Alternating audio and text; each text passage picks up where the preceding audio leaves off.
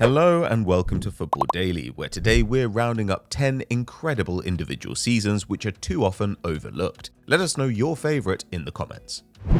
10. Juan Mata 2012-13. He may have 9 starts for Manchester United in the last 2 years, but Juan Mata should have had a legendary Premier League career. The Spaniard arrived at Chelsea from Valencia in 2011, winning the Champions League in his first season. But it was 2012-13 which would see his peak. The 24-year-old playing 64 matches in all competitions, joint first in Europe. Though Chelsea finished third in the league, Mata was as good as anyone, following up a summer in which he won the European Championships by delivering 12 goals and 12 assists in 35 appearances, just 1 goal involvement fewer than Gareth Bale, the player of the season. Mata added a further 12 in 14 continental fixtures to help his team win the Europa League, created over 3 chances a game, and there was every sign he'd go on to become a Blues icon, earning the Chelsea Player of the Year award for the second season running, as well as making the Prem's Team of the Year. Sadly, it wasn't to be, as Mourinho's return to Stamford Bridge brought Mata's outstanding run to an end, with a £37 million move to United in January 2014. He remains one of modern football's most decorated players. 9. Kasper Schmeichel 2015-16. Leicester's miracle 2015-16 campaign saw plenty of credit for Fox's stars, with Conte, Vardy, Mahrez and even Wes Morgan making the Team of the Year. But conspicuously absent was Kasper Schmeichel, despite equalling David De Gea's 15 clean sheets and playing a key role in Leicester's run-in, with the club conceding just 11 goals over the last 19 games of the season. Schmeichel played every minute that year, and despite Conte and Morgan's plaudits, he saw plenty of traffic, with only 4 PL keepers facing more shots on target. However, a 74% save rate meant 9 keepers allowed more goals, and XG tells an even more complimentary story, with Schmeichel allowing 36 goals, third best in the league, from 45 XG, 8th best in the league, the biggest positive difference in England. And given that Leicester scored 68, exactly in line with their XG, but took 81 points compared to their expected points tally of 69, Schmeichel single-handedly gave the Foxes a 12-point bump, the gap between finishing 4th and finishing top. Now closing in on 500 appearances for the Foxes, Schmeichel might be the club's greatest legend of all, and worthy of his dad's illustrious name. 8. Sergio Busquets 2012-13. It's hard to feel sorry for a player as decorated as Sergio Busquets, but the Spaniard was routinely overlooked in the 2010s, expected to win the league every season and overshadowed by more glamorous teammates. As a result, it's no surprise that his 2012-13 is sometimes forgotten. But despite that incredible 7-0 loss to Bayern Munich in the Champions League semis, Busquets set a standard that year that even he struggled to reach again. Anchoring a team built to outscore opponents, Busquets was tasked with keeping the defence afloat, and in the end, only Atletico conceded fewer than Barca, with the midfielder putting up 5.8 tackles and interceptions in a side averaging 65% possession, his best return ever. He was dribbled past just 0.7 times a match. For context, N'Golo Kanté was dribbled past 1.7 times a game the year Leicester won the league. But he himself rarely lost the ball, completing 80% of his own dribbles and 93 passes a game with an astonishing 88% success on long balls, higher than Iniesta on 86%. As Iniesta and Xavi aged out, Busquets finally got credit for his brilliance, but frankly, no amount of praise could be enough. Put simply, the Spaniard is the best defensive midfielder in football history. 7. Klaas-Jan Huntelaar 2011-12. It's hard to overstate the miracle of Schalke's 2011-12 campaign. The Königsblauen had finished 14th the previous year, and though they'd reached the Champions League semis, inspirational coach Ralf Rangnick stepped down a month into the season, citing chronic fatigue, and ceding the manager's seat to Hub Stevens. But the club did have Klaas-Jan Huntelaar. Previously a flop at Real Madrid and Milan, Huntelaar had bagged just 8 league goals the previous campaign, but flew into 2011-12, finishing as the Bundesliga's top scorer with 29 in 32, more than Aguero ever managed in a season, and beating Mario Gomez and Lewandowski to the Golden Boot. He added another 8 assists for a contribution every 76 minutes and a hand in half his club's goals, and ended the season with an extraordinary 48 in 48 games, as well as an incredible 85 shots from inside the box alone, almost half the number Schalke took as a club when they were relegated in 2021. The team finished third and won the German Super Cup, their most recent silverware, while for Huntelaar it would prove bittersweet, the 4th and last time he would hit 20 in the league. However, when his career ended last summer, he had managed double figures an incredible 12 times, 2 more than Didier Drogba. 6. Esteban Cambiasso 2009-10.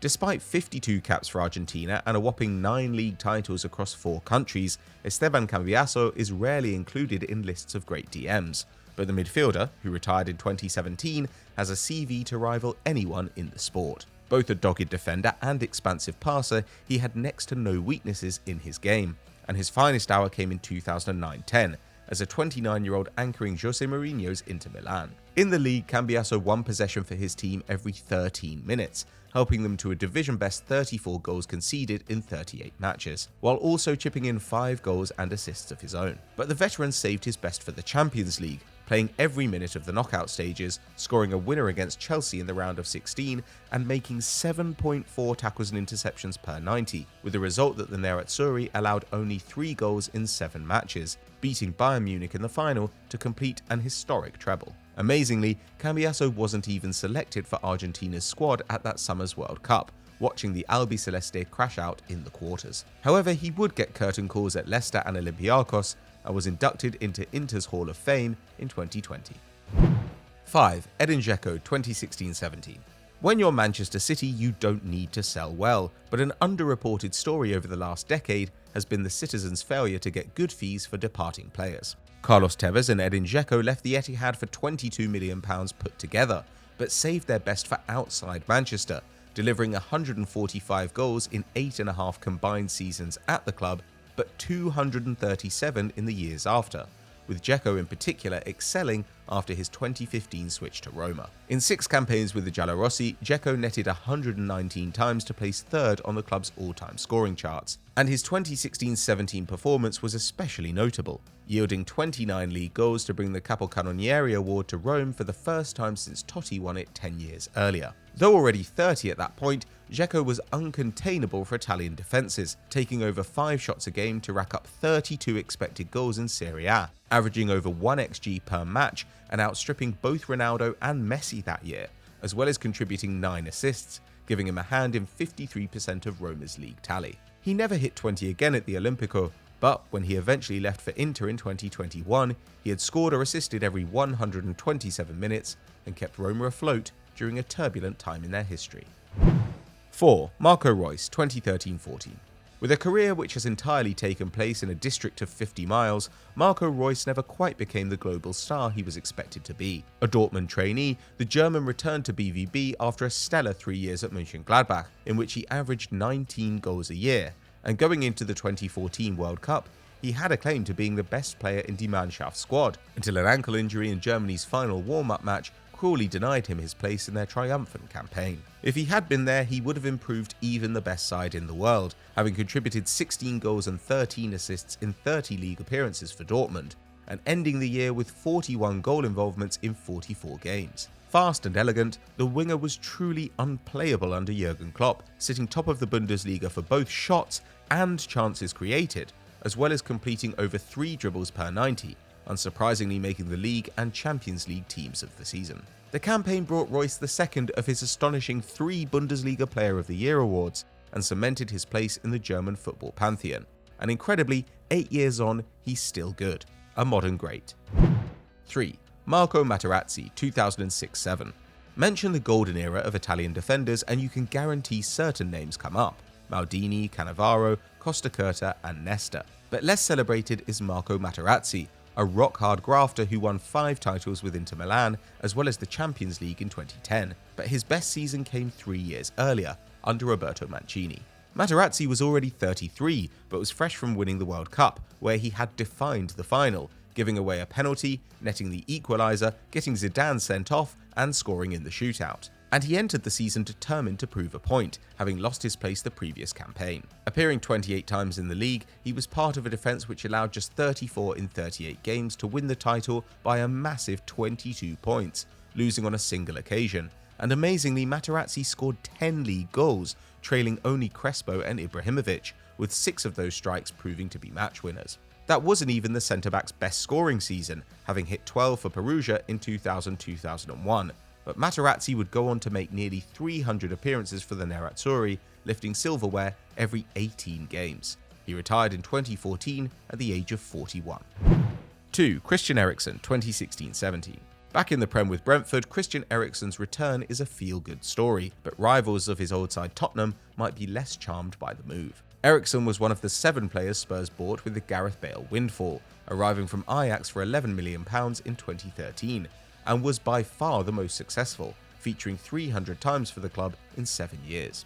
The Dane's consistency was remarkable, missing 9 out of 190 league games between 2014 and 2019 and reaching a UCL final.